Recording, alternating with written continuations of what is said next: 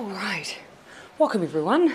I'll start with thank you. I'll start with a few opening comments on the games and on Syria because I imagine that'll be the topics of conversation for today. I was absolutely delighted to have had the opportunity to watch our women's hockey team take a Commonwealth gold for the very first time and to see the jubilation on their supporters and spectators' faces and also congratulate them personally was absolutely wonderful. On Syria, look, New Zealand ultimately absolutely supports a diplomatic use of diplomacy, use of a multilateral environment to try and resolve these issues. In this case, that wasn't possible due to the use of the veto by Russia. That was something we absolutely condemn and will continue to condemn. Under the circumstances, though, it is understandable and we accept why the US and others have taken the military action that they have. Our view is, though, now is the time to return to the table, to the UN, to resolve these issues. Any specific questions? Were you briefed? Yes, I received notice a couple of hours before it was anticipated that the strike would take place. Was New Zealand asked to be involved at any point? No. What sort of military... Nor would we have expected to be. What sort of military assistance will you give in the future if asked? Look, that's a hypothetical. We haven't been asked. In this case, we were certainly advised. You know, our view and our hope ultimately is that we return to the negotiating table, that the UN is used as a vehicle to stop civilians, innocent civilians, from being killed. You said you accept their actions, but do you support the use of military force? Ultimately, no one wants to be in this situation. The use of chemical weapons in this case is absolutely abhorrent. We have strongly condemned it. Our hope would have been that we could have used the UN Security Council to find resolution. Russia stopped that from being possible. So under those circumstances, we understand why this action has taken place. We hope, though, that we can return back to the UN to try and prevent further harm for civilians. In the briefing, were you advised of further action, No. future action? No, I have not been. President Trump's also talked about economic and diplomatic consequences. Is that something New Zealand would consider becoming involved in? That's not something that we've been asked to do at this point or received further information on. Look, can I say, though, the public will have seen the same images that I have. The use of chemical weapons in this way is both against international law. It is abhorrent. It shows a regime that has no regard for its own civilians. We, of course, always would prefer to use the actions of the United Nations to prevent any further escalation. In this case, that hasn't been possible. So we accept why this has occurred. Now it's time to try and get back around the table. Will it now be at the top of the agenda in France, Germany and China? I have no doubt this will be something that I'll be discussing with leaders in France, Germany and the UK. And we will continue to both privately and publicly condemn the use of veto powers that have stopped us from being able to take multilateral action and seek for the UN to be the place to find resolution and ultimately protect citizens' innocent lives from being taken. President Trump has said that the use of force would continue until chemical weapons cease. How do you feel about the prospect of ongoing military? Our hope is that we would be able to return via the UN to take collective action. Look, in this case, the use of the veto by Russia meant that wasn't possible, but we should not give up on the UN as ultimately being the way that we as an international community can respond to this. Look, this action was taken because civilians were hurt. Our ultimate goal should be to stop seeing civilians hurt, and the best way to do that is to take collective action. What role can New Zealand take in encouraging them back to that? And we, of course, always use our voice. We've always taken a very consistent line that the UN is the best place to try and seek resolution on these issues. We've always condemned the use of the veto because that often prevents us from being able to take a unified position. We should not give up on the UN being the way to achieve that. In the meantime, we also should be using the chemical weapons treaties and laws that already exist to make sure that we are acting as an international community.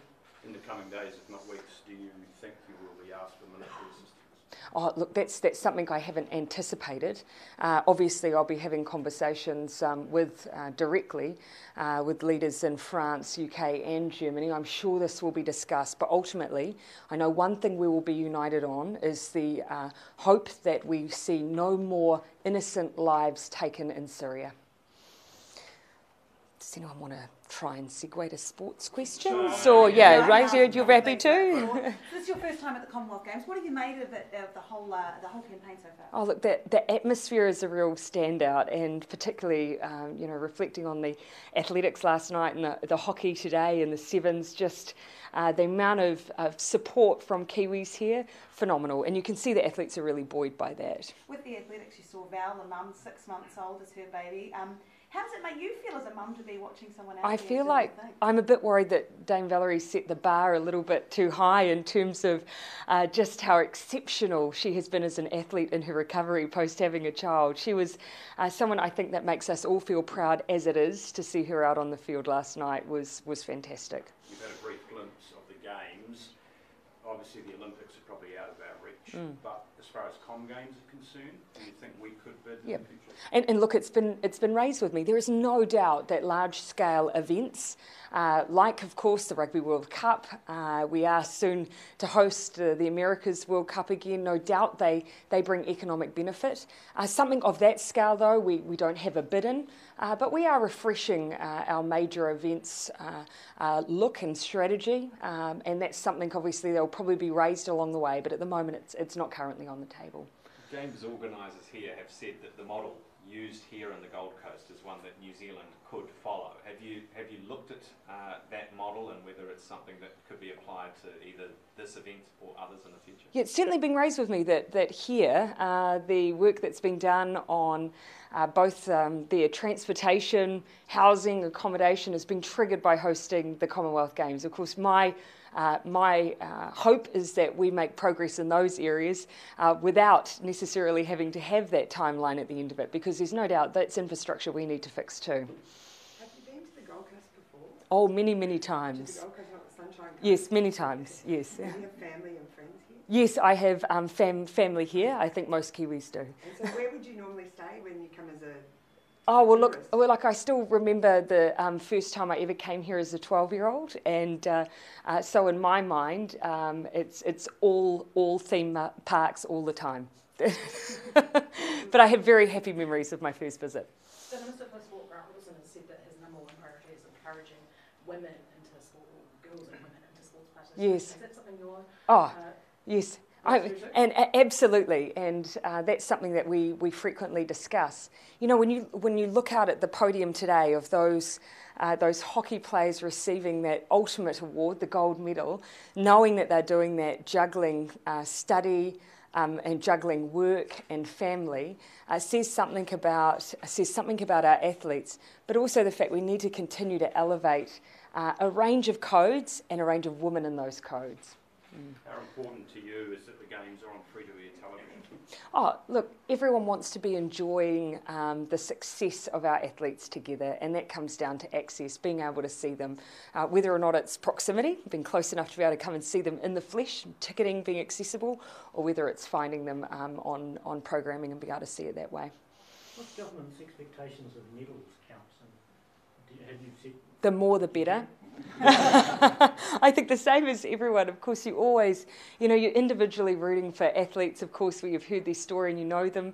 Some will be learning of new athletes along the way. Ultimately, my hope is that each athlete who set their own personal goals fulfills them, whether that's medals or personal best or national records. My hope is that they come away feeling satisfied with their games experience. No set number? No set number.